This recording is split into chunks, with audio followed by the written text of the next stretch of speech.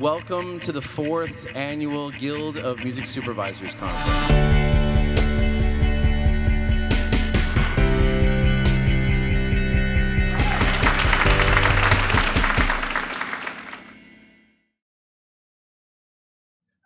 Hello. Hi. Welcome to the last panel of the day in this room, and all rooms, last panels are all at 5. Thank you for choosing us to watch. We appreciate it. We are going to have some fun today. This is Music Coordinator Takeover. We have received some plans for the Death Star, and our goal here is to take it over. Yes. So if you were interested in being a supervisor, you've come to the wrong place. This is exclusively a Star Wars panel.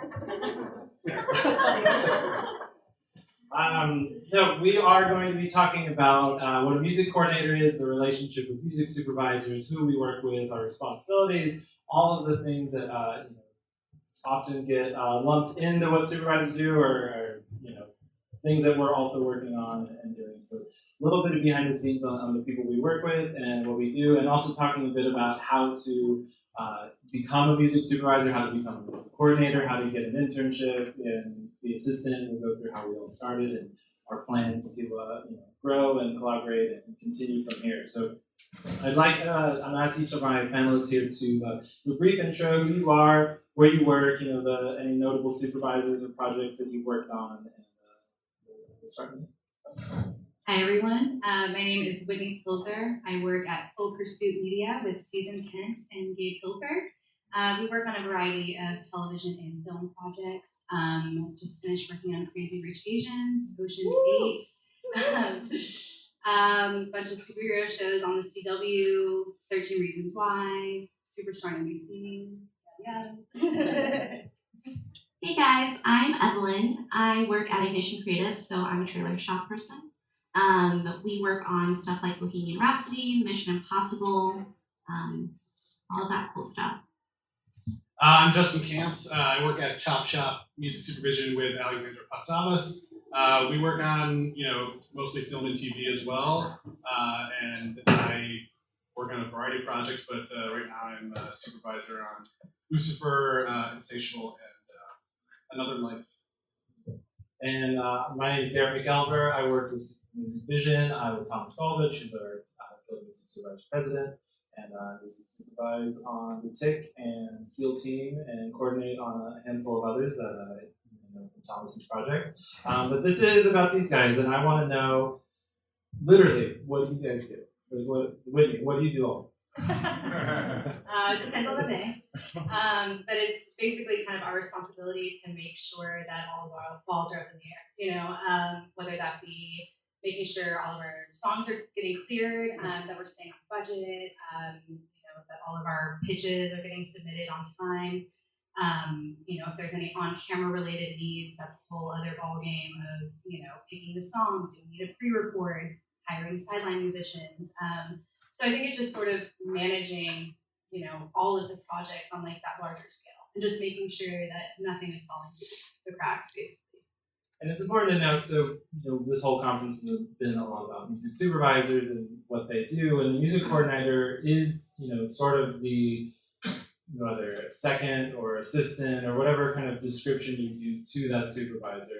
And particularly in film and television, the supervisor will hire a coordinator to share and Whitney's resources to achieve all of those things. And so where the supervisor will tell you about how they are serving the needs of the project, coordinators are serving the needs of that supervisor. But Evelin, you're totally different. Yeah, so trailers are completely different than film and TV, where these guys basically kind of the music supervisor is hired by the studio, and then the music supervisor hires the coordinator. I would have been hired by a trailer shop.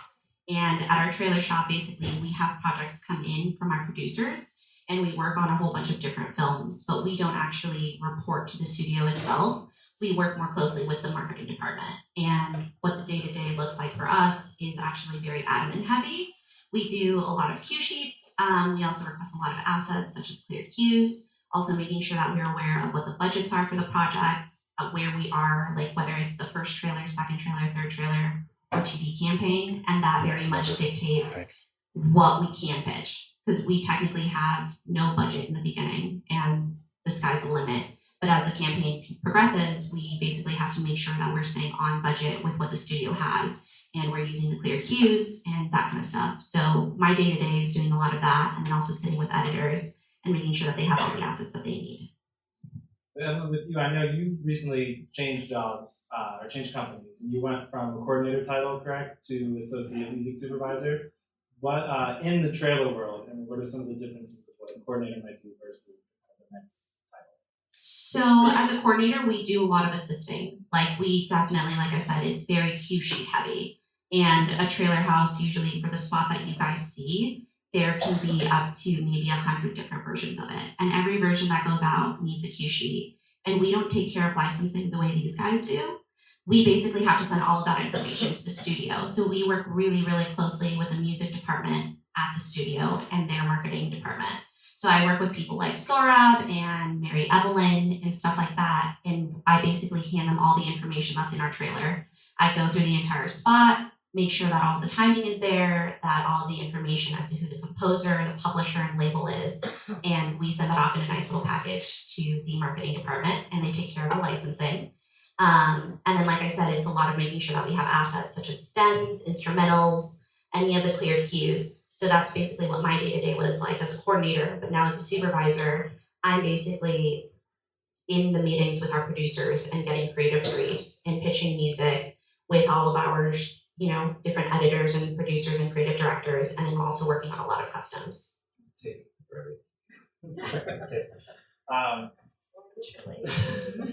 So Justin, and this pertains to Whitney and myself, in film intelligence, all three of our companies, there's a lot of us, multiple supervisors, multiple coordinators. With what Whitney was describing, with how many things are up in the air at any given moment, what is that work environment like when it comes to Alice is doing this, Alice is doing that?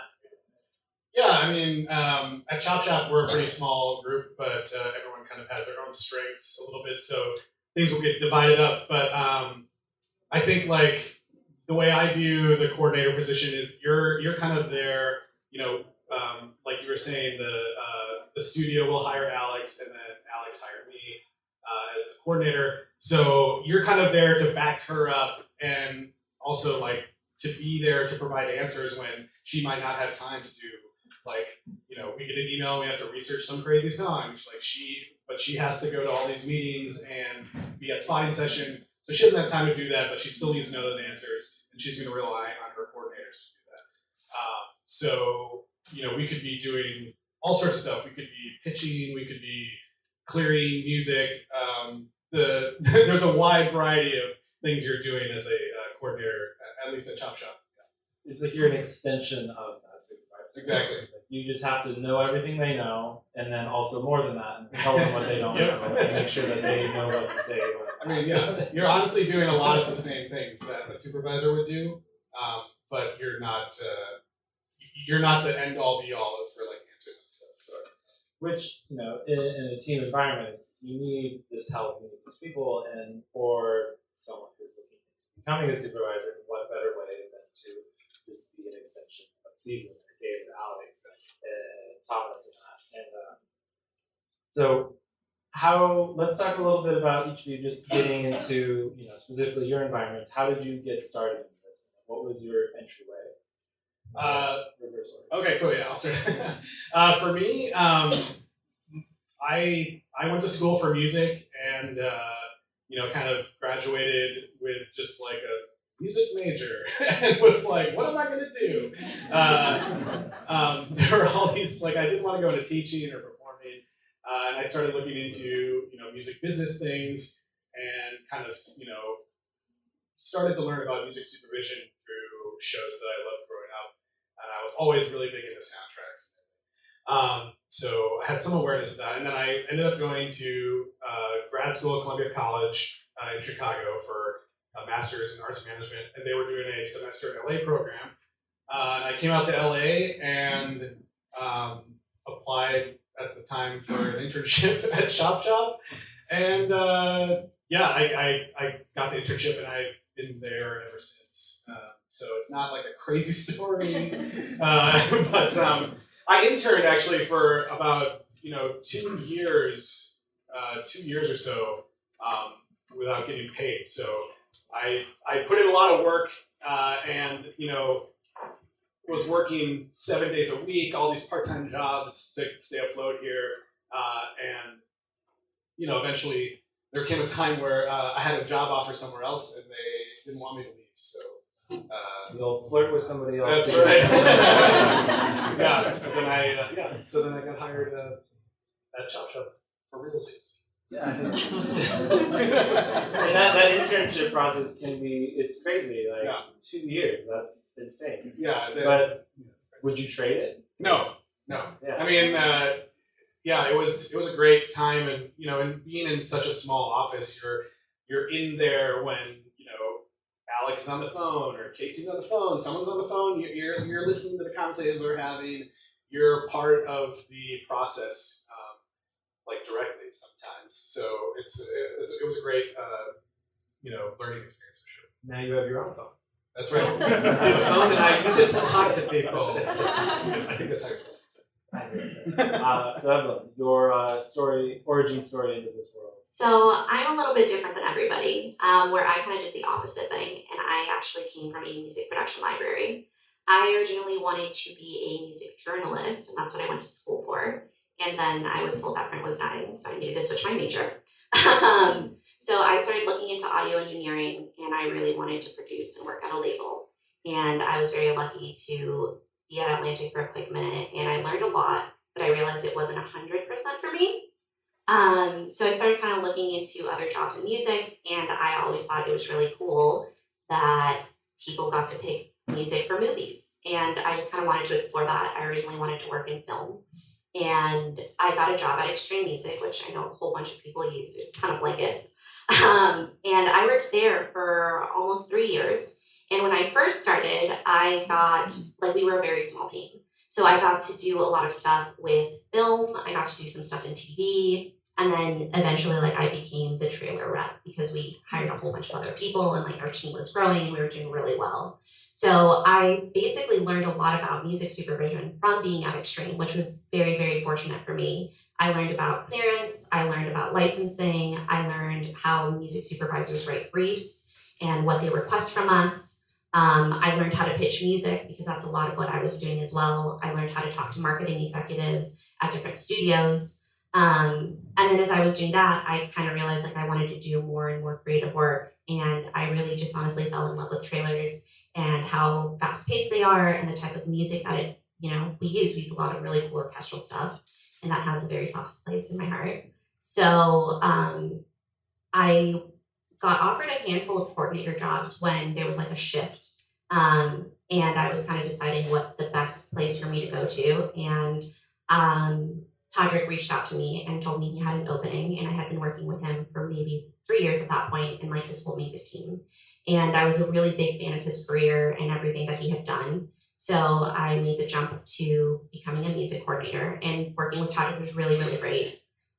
Because I came from, licensing and stuff, I kind of had a head start. So I didn't have to learn everything from the beginning. I kind of already knew how to pitch. I knew how to request quotes. I knew about posting. I knew, a lot of the basics. So when I was with him, he, I had training wheels for a couple of months, and then he allowed me to kind of sit with him in brief meetings and pitch stuff and just really learn from him. And he basically would have me sit in on calls for customs and pitch things, and I would sit in with editors. And I learned a lot from him, which was awesome because I was only a coordinator for a year. And usually when you're a trailer coordinator, it takes 3 or 4 years to get bumped up. So that kind of happened, and I was doing a lot at Motzine, and I was super stoked. And then an opportunity arose for me to be able to become a music supervisor at Ignition with a whole bunch of really cool people that I also worked with in the past. And now I'm there. That's some lateral and side movements to get to one way, which is, in any industry, it's you either who you know or who you work with, and sometimes you have to shift over and left and right. I definitely took a weird path. I know a lot of people usually kind of go straight to music supervision, and then, later on in life, you usually make the transition to working at a library or at a publisher, where I kind of did the opposite, and I worked at a library and then jumped into supervision. Whitney, I know you have a fun story to share about how you got It's into this. interesting. Totally different. So I studied music business at Belmont University in Nashville, which I loved. And I remember I was watching Moulin Rouge for probably the billionth time, and I was like, damn, someone's job is to put music in movies. That's the coolest thing ever. Who's doing this? I found one person in Nashville who was doing it. I tried to get in touch with her. I couldn't get a hold of her. I went to Belmont, and they were like, oh man, we can't get in touch with her either. So what am I going to do? And so one evening, my girlfriends and I were just kind of hanging out in our PJs, and we realized it was the Country Music Awards that day, and we had some friends who were attending an after party at Warner Music Group, and we decided to just casually show up. We saw our friend there and just kind of walked in, and I met this woman who was a magazine publisher, and she asked me, if I was looking for a job. We really hit it off, and she needed an assistant. Her husband was a music publisher. So I was like, this could be relevant. And I was looking up her magazine, and I saw that this music supervisor wrote a column in her magazine every month. So I kind of stuck it out. It was a little bit of a Devil Wears Prada scenario for about a year. And when I graduated college, she said, I know you don't want to be a personal assistant forever. What do you want to do? And I was like, well, I really am interested in music supervision. And she introduced me to her friend, Anastasia Brown, who took me on as an assistant for a while. And through Anastasia, I met Dawn Soler, who's the head of music at ABC Television, and she is incredible. And she took me under her wing and basically said, if you want to make the leap and move out here, I can't promise you a job, but I will definitely help you, which, I found to be pretty incredible. So I basically sold everything I owned, jumped in my car, drove out here. I interned with the incredible Frankie Pine for a while, worked at the Greek Theater for a bit, worked in a restaurant. And then Dawn connected me with Susan and Gabe for what I thought was an informational, and it ended up being a job interview.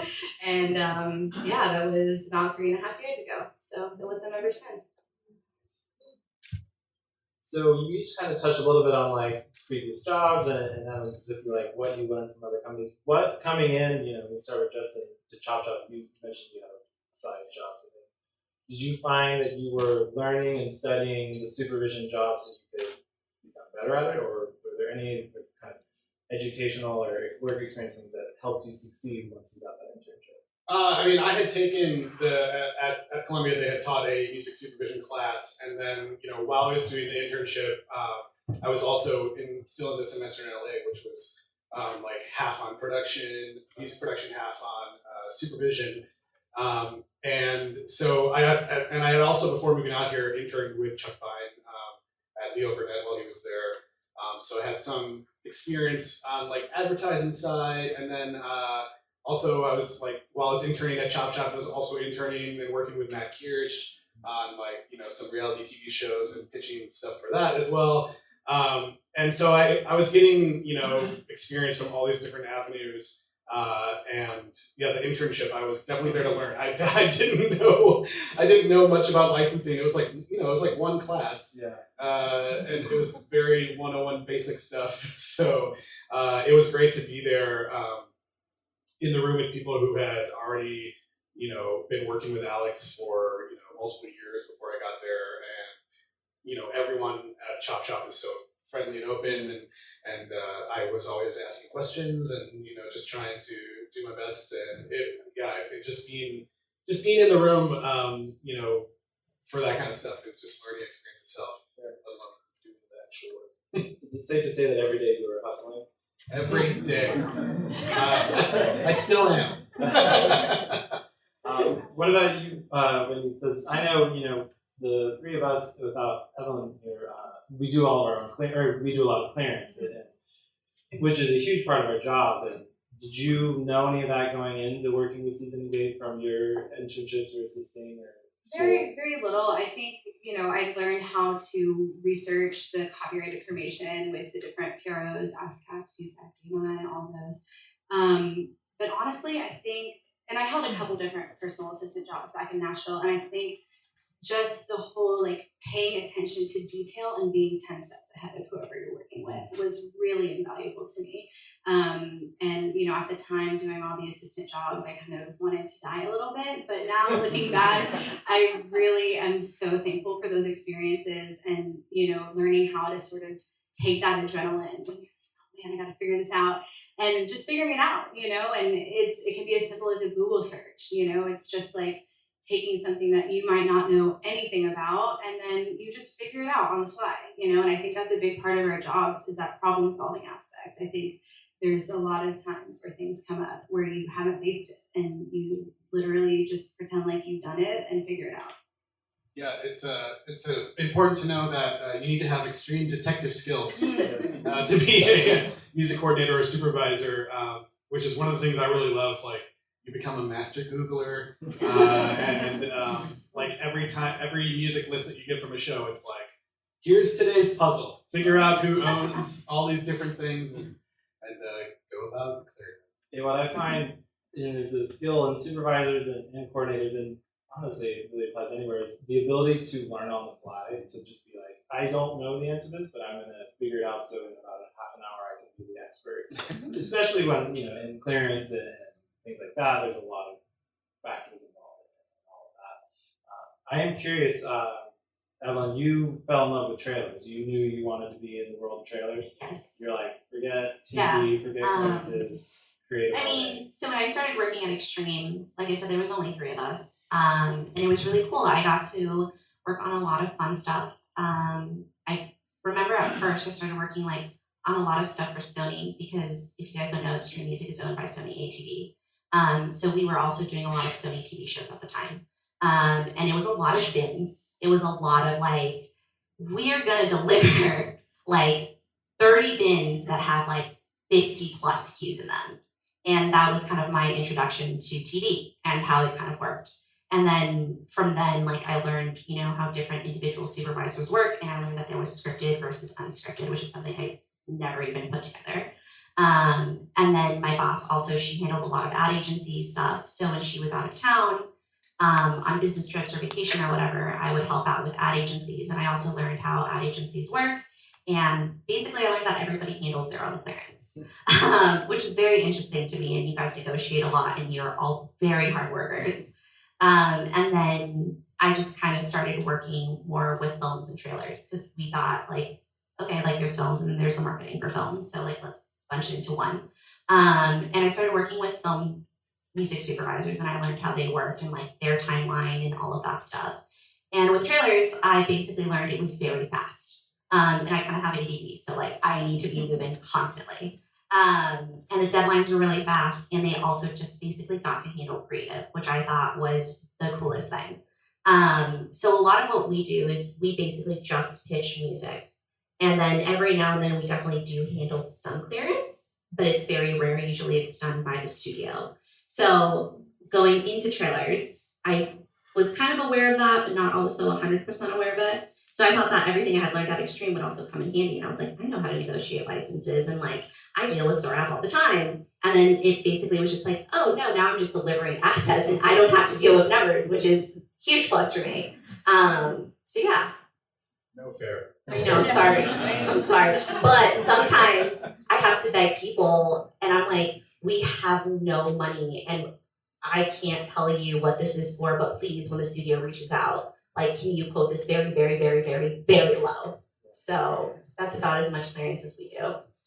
And it's always fun for me, the more I meet ad and TV and film trailer supervisors, that we all sort of gravitate to what we like and know very well or handle. I don't know that if I worked in trailers, I'd be nearly as effective to have that creative ear that someone like you do. And then, kind of similar to just right now, the soundtrack and the film. I love, I think of myself as in the film industry more than the music industry, telling stories. So for us, our stories have to be shared with you guys in 2 minutes and 30 seconds. And that's our biggest challenge. And that's something that I gravitated towards, was okay, we have 2 minutes and 30 seconds to sell this and also share an entire film with you. How do we do that, and how does the music really affect the actual trailer?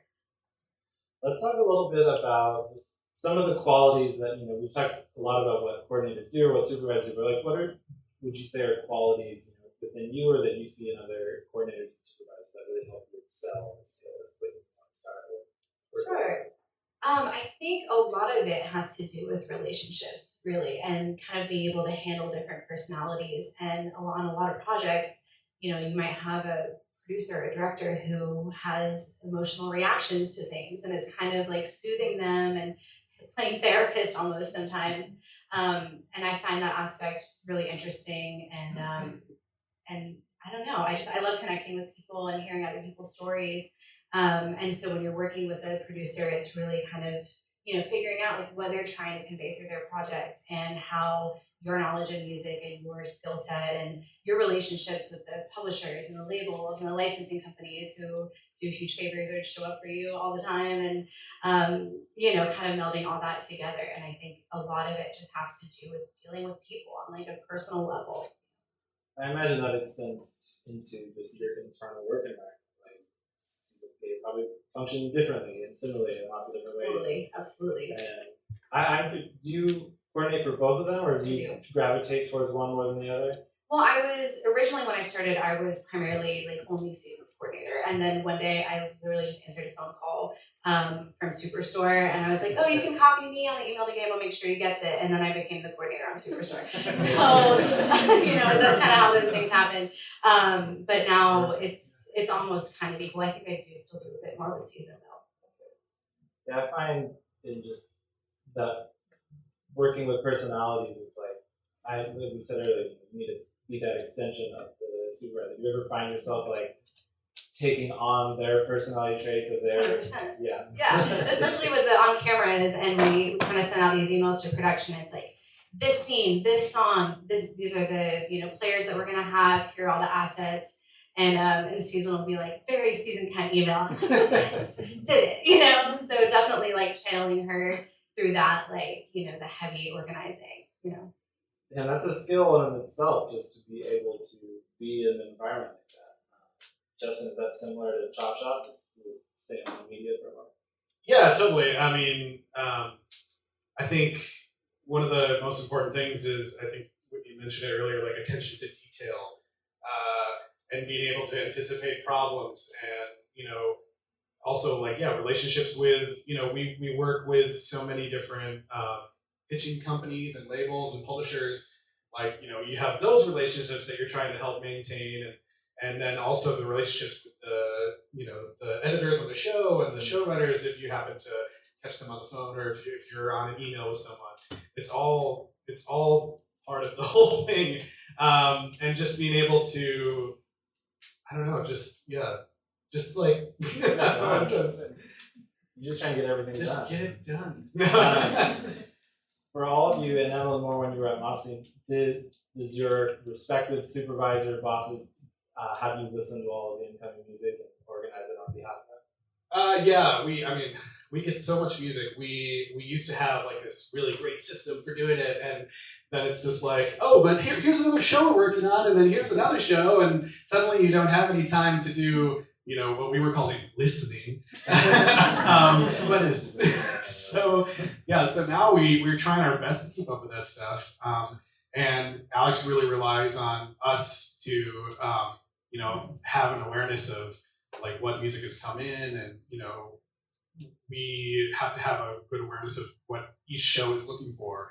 Because a lot of times we're doing a lot of the pitching, as Alex is, dealing with the face-to-face work, going to spotting sessions, being on the phone, going to other meetings, So we have to be her voice sometimes, so she has to be able to trust our ears, because we'll put together a pitch and she'll send it off, sometimes not with SCC or anything. So she has to be able to trust that we have really good.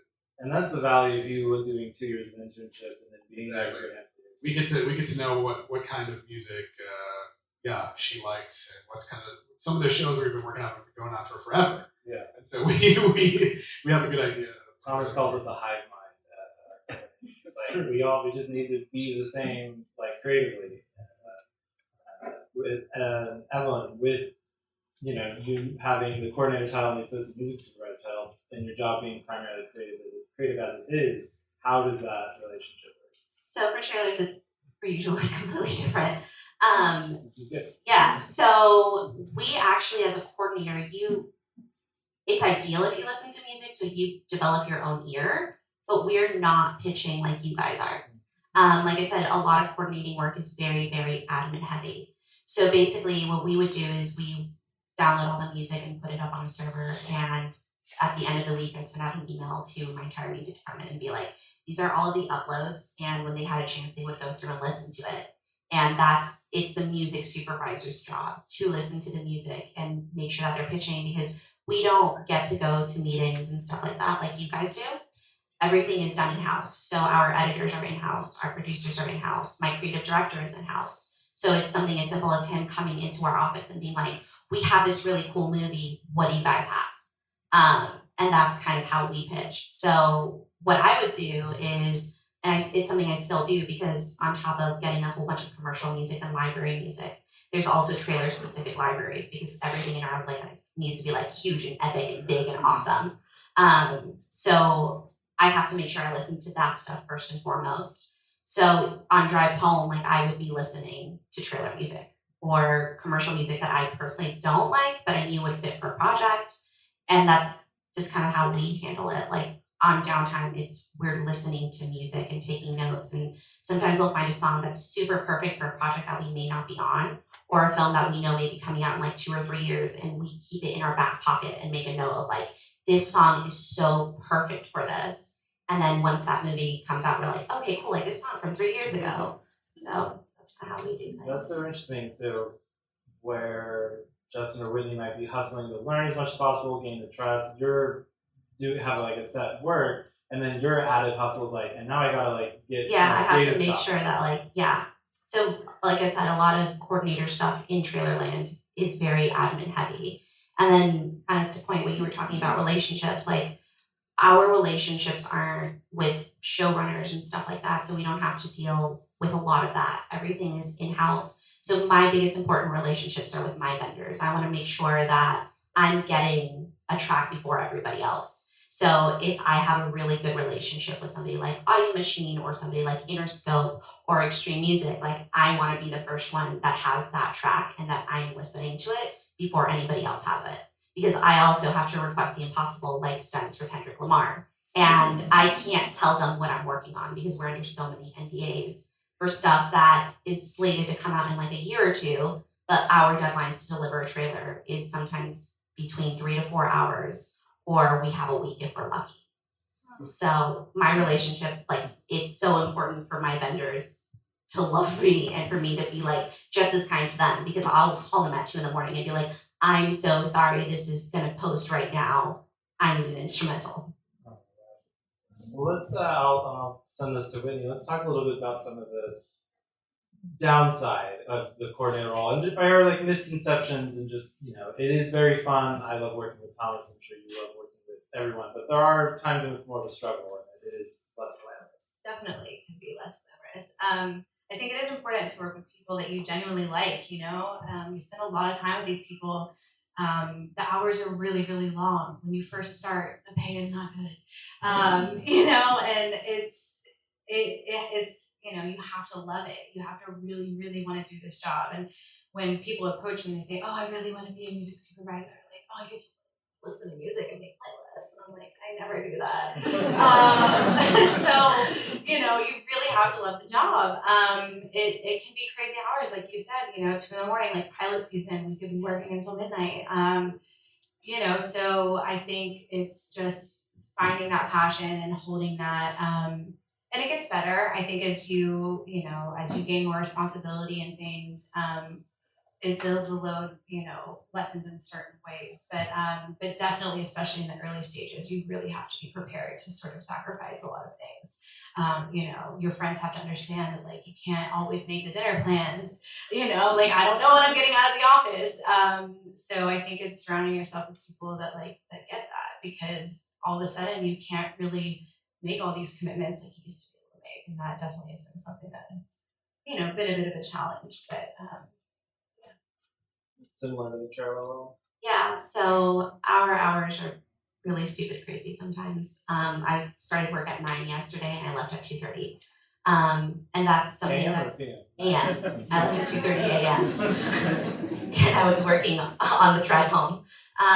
So we work a lot of weekends. We work a lot of late nights, and our deadlines are super tight. So that's something that a lot of people don't understand is like, if you're going to become a music coordinator, it's going to take up your entire life. You don't have a regular 9 to 6. You don't always get to make every dinner plan that you make. And it's important to have friends that understand that, because a lot of people are like, oh, you never hang out with us anymore. And I'm like, no, I'm literally at work. Like, I'm not lying to you. Because a lot of people get to see things like, oh, you get to go to shows for free and you're listening to music all day. And like, you got to watch this movie beforehand. But there's a lot of work that goes into it. And kind of like what Whitney said, is like, when you first start, you do not get paid very well. Like, I took a pay cut going from extreme to mob scene. And that's something that a lot of people aren't aware. I've recently had to like hire a coordinator at Ignition, and we had 800 people apply for the job. And we went through all of the applications with HR, and you look for somebody who's really detail oriented and truly is so passionate about this job, because you're not going to get paid well. You're going to do a lot of work, and you have to be so detail oriented. And a lot of stuff sometimes involves legal things and deadlines and really stressed out marketing executives and stuff like that. So you have to really have a good head on your shoulders and make sure that this is something that you love and you're willing to sacrifice stuff for. I just think you have to really be able to manage your stress levels a lot, because I don't know, Whitney briefly mentioned pilot season, and that is like the craziest time of year. Yeah. We'll get called in sometimes on Saturdays, like in the middle of like, you're out doing whatever, and Alex is like, oh, we have an emergency. And yeah, I mean, also like the low pay and like working hard. I mean, up till like a month ago, I was working also on Saturdays, a second job. So I mean, even still now, I'm like working 2 jobs and giving up my Saturday to make some extra money to just be able to stay afloat. Yeah, I also work a second job. Do either of you? Oh yeah, I house sit, dog sit, Yeah. like all the sitting. Dog sitting is like the coolest side hustle, you guys. It's the best. Yeah. But you have to find those side hustles, if you Yeah. want to, I don't know, a little bit more extravagantly, if you will, not even. But Well, let's talk. So we've all been hustling, we're working hard, side hustles. I think each of us are starting to get more and more responsibilities, some supervisor credits. Let's start with Justin. What's this transition been like? Because it's in process. Yeah, it's still happening. I mean, Alex has been super generous with her coordinators and always fighting to try to get us credit if possible.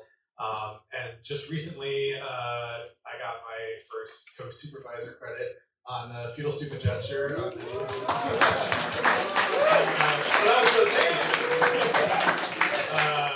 That was really exciting, and so now I'm starting to be co-supervisor on some TV shows with her as well. And like for me, the most exciting thing is that there's still a lot to learn. We just started working on this show for Netflix called Another Life, and we're in the process of finding and hiring a composer right now, and that's something that I haven't done yet. So that is something that I'm still learning and having fun doing, and also just I really find that it's been great, really, for me to be just more involved in the projects. Like as the coordinator, sometimes an editor or producer or someone will email and CC you, and you like maybe know the answer, but it would be kind of weird for you to just like shoot the answer back. So you have to like forward it to Alex or something, and then she'll respond. But now in that kind of situation, I can be the one to just answer the email, and You can answer the phone and the email. that's right. Amazing. What else do you got? You got texting? I have text messages. Yeah, I use WhatsApp. Yeah. No, it's just been great to just feel like more involved and have like a better picture of the entire project, as opposed to just getting like a couple emails and not, Absolutely. not knowing what's going on completely. Yeah. And Evelin, we mentioned you moved up by moving sideways, essentially. By laterally. How has the transition been for you? Is it everything you hoped for and more? Yeah, it's actually really awesome. I literally work on a custom every day, so it's a lot of fun. For us, it's a little bit different. Music supervisors in trailers don't get credits. There's no credit at the end of a trailer. And we don't get credit on the film because we have nothing to do with it. So it's been really interesting. Like, it's just something that we all know. Like, you see a trailer come out and you know that you worked on it, and whoever pitched the song to you knows that you worked on it. That's about it. There are projects like I've been doing a lot of customs for Bohemian Rhapsody. A lot of the TV spots that have come out are some of the bigger things that I've gotten to work at Ignition, and I can talk about that. But when we work on stuff with Warner Brothers, they're very much, they want everything to be movie magic. They don't want anybody to know what trailer house worked on the spot and how many months we've been on it and stuff like that. So there are things that, like, at the end of credits, like, you guys will see your names, and I'm sure that, like, I feel like that's so cool. Where the most that I can do is, like, post a finish I got on Facebook and be like, I did this. So, like, there's stuff like that. And, like, one of the bigger things that I got to do at Mobscene as I was transitioning out was, like, we got to work on Aquaman and the trailer that, finished for Comic-Con. And that was something that we had been working on from the day I started there. And stuff like Fantastic Beasts, we worked so hard on that. But it's something that, like, I can't ever really be like, oh, like, here's this. And with Aquaman, it was cool. Like, I got to work with it. We used the 2 Steps from Hell track that got trailer 1. And that was kind of melding, like, my old job and my new job because 2 Steps from Hell is on Extreme. And that was really nice. But, like, now I can post stuff on Facebook because my new clients at Ignition are Fox and Sony, and they're not as private about film. So, like, that's my credit. And Whitney, you're starting to transition as well. How was that for you? It's great. I mean, I just co-supervised a television show on ABC called Deception, which was awesome to do and super fun. Thank you. Unfortunately, not coming back for a second season, so kind of waiting. And I have these discussions with them, and it's sort of like, in terms of getting that co-supervisor credit, I think it's the right relationship with the right producer people that they feel comfortable with. It's kind of a perfect sort of thing. But there's also this component of, like, if I meet people out, like friends of friends, and they're producing things, if you ever need a supervisor, and that actually led to a short film, and then it led to a feature that I just finished, and they're kind of shopping it to festivals, and it was really, really fun to work on. So it can kind of go, both ways, whether it's you co-supervising something with your bosses that they feel comfortable sharing with you, or it's making your own relationships organically out there and bringing those into the company. Is there any advice you have other than, repeating what we've kind of already said, but advice to just, it's a competitive market. There's a lot of people in this room, and there's only a handful of these types of companies and trailer houses. Any advice or suggestions on how people can sort of prepare and Make sure that there's nothing else at all that you want to pursue. This is it. Don't be afraid to intern, no matter how old you are. I was 25 when I moved out here and started interning with Frankie Pine. It's like, you kind of just have to start with whatever you can get, and don't be afraid to reach out to people and get informational coffee meetings with people. Just show up. Like, being here is great. This is awesome. This is a wonderful environment to kind of network and hear more about the job. And I think it's just continuing to show up. Don't be afraid to, someone told me once to be assertive and not aggressive, and I think that was really good advice. Yeah, I mean, to, like, follow up on what Whitney says, make sure that this is something that you absolutely love. And if it's something that you absolutely love, like, it's so competitive, and some people are going to say no or pick somebody else or whatever, but there's always going to be an opening. If this is what you love, like, you're going to figure out a way to do it. And it's a lot of networking and meeting different labels or different libraries or different music supervisors, and really just kind of getting your name in that rotation to make sure that people know who you are, and, like, just be as detail oriented as possible, and always, as weird as it sounds, like, even if you don't know the answer, pretend like you know the answer. Like, be confident in what you guys want to do, and, like, show up and be present, because that's something that every supervisor is looking for. They're looking for somebody who's confident, who's there, who wants to be there, because there are so many people. Yeah, and if you do get that internship somewhere, don't squander it.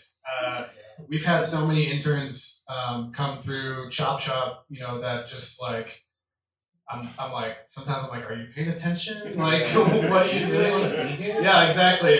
People. Detail-oriented guys. Yeah, exactly. They just don't seem to like have a head on their shoulders or not detail oriented, or sometimes they're even like, maybe we didn't have something for them to do for like an hour or something, and they'll ask if they can leave, that kind of stuff. Like, Don't ever ask to leave early unless your boss tells you like you can leave early. Find something to do. Like, don't think of it as an internship. Like, think of it as like this is your job, and you don't know where it could lead, but it's only going to lead somewhere if you work hard at that internship. Like, if you are awesome, the person who you're working with is going to go to bat for you when you have a potential job opening somewhere else that you're trying to interview for.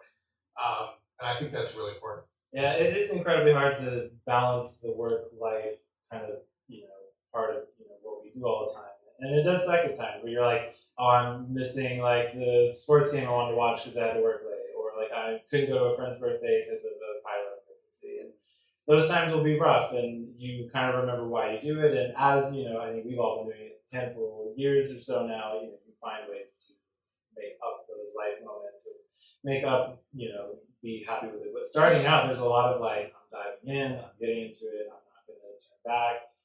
And you really just have to treat an internship or your first assistant job like, this is every day is my job interview for the next like position I might get, and I want to impress everybody I meet, whether it's the person I work with now or like the person who came to meet my boss for lunch. Like, I want to always be that level of employee, no matter the title.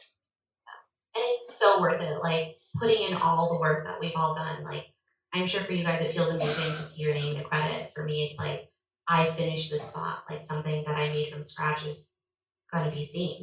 And it is something that's super, super worth it. And like, once that happens, you feel so proud and you love it so much. So I have one more question for you all, and then we'll try to get a couple in from the audience, but we're only a few minutes left. Do you remember the first time you were working on a project and you pitched a song that made it to, whether it's a show or the spot or some sort of like early on achievement where you're like, hey, I think I might be able to do this? I don't know if anyone has some come to mind. For me, it happened when I was still like towards the end of my internship. Yeah, they slowly started like throwing, like, if they had a pitch come in, they're like, hey, why don't you just try this for fun and see what happens. And I was obsessed with that song "Fresh Blood" by Eels. And is this your fault that song is everywhere? No. But we're working on like the season premiere of Rescue Me season 5 or something. I suggested it to Casey for this like end of episode scene, and then it ended up getting picked, and that was like that feeling of like, oh my gosh, I made that happen in some tiny way. Like I felt really excited. I was like, this is what I want to do. For me, it was actually while I was at Extreme, and at the time I was working with the supervisors at the company I work at now, and Pan was about to come out, and I remember like Two Steps from Hell released this really cool album called Sun, and I just like professional music. I'm weird, and I was just like, oh, these are so pretty, like these are so great, and I also really love Disney and like the Peter Pan story. This was a Warner Brothers film, and I was working with Omar, who is now at Disney. And he asked us to send him, like, he just sent out a brief. And I remember being like, wow, this song is really, really, really perfect for this film. So we pitched it and it went to finish. And I remember at that point being like, this is the coolest feeling of all time. Like, and that was kind of a particularly hard song to clear. At the time I was still at Extreme, so we still had to deal with licensing. And that's when I learned how important stems are and different versions and stuff like that. And just watching the trailer go to finish and like seeing it in a movie theater was one of truly the coolest experiences I've ever had. For me, I was pretty new working this season. We were working on an ABC series called Mistresses. And there was this like really emotional, like dramatic moment. And I pitched Compass by Zella Day, who I love her, and it landed. And it was so cool. Like the label sent me this like framed thing from her with a handwritten note, and it was just so sweet. And I met her at a Christmas party this year, and I told her the story, and she was like, "Oh, that was such a big moment for me!" And like it was a huge moment for me too. So it was a really cool like full circle thing. Don't be scared to like fight for this. Like I know that we obviously said it was really competitive and it's a lot of work and it's a lot of long hours, but like don't be scared to go in and like fight for being a coordinator or an assistant or an intern, and just work as hard as you can. Yeah, and I think there, on the creative side, there's so many moments when you are working that you're like, I'm never gonna be able to figure this out. Like, if Alex can't do it, how am I gonna do it? And then all of a sudden it's like, oh, here's a pretty idea. And then it just hits you, and it's being able to be like, it's, you know, it's lightning in the bottle, it's serendipity, it's all these things, but it's like, okay, how did I get to that? Like, I remember when I first started spending hours and hours being like, I don't know where like, what am I doing here? Like, crazy. Me? And like never pitched anything of use. But then in like Better Call Saul, it was like one day I'm like, oh, I remember like how Thomas got to that idea and Breaking Bad. Now I'm learning by observing. And then like my first like successful pitch was just like, I was in the like side room like working late, and we were all working late on a tough scene that we'd sent like 30 revisions of on or some like crazy thing, and like everyone's stressed out, and then Thomas and Yvette and Michelle and I, we all worked together and we were reviewing some ideas, and I was like, I got one little thing, and then they were like, well, it's pretty good. And then we sent it, and then the producer wrote back like, Vince Gilligan just did cartwheels, like that's the song we finally cracked this, and I was like, oh, but like that was me that's just learning how to observe and take in the environment that I work in to mimic. So I'm serving Thomas, I'm serving Yvette and Michelle, but I'm also learning how to. What song? It was Henry Mancini, Bonsai Pipeline, is in season 1 of Better Call Saul. It was, and in the credit to the pitching companies, it came out of the Spirit Music Group, was like, hey, we got this cool Henry Mancini album. And I was like, oh, I have to listen to a bunch of his like solo stuff. And I listened like for a movie, and then was like, this song's pretty good, and then it worked out. So that was just serendipity, and they sent the email at the right time, and I kind of knew where to look. So, and then as you're looking into whatever career, coordinating or whatever, it's just you got to be present. Yeah. Keyword. Definitely. To touch on what he said, like even if you're not pitching music, like listen to every phone call that your music supervisor is on. Listen to how they're talking to producers and to editors, and with trailers, like doing the cue sheet, you break down a trailer. Like pay attention to what the editor is using and what they're gravitating towards, and learn from that. Because learning what they want is going to make your life so much easier when you have to pitch. Yeah. Well, I think that is all the time we have. There is some more going on tonight, so let's stick around and hang out. But thank you for joining us.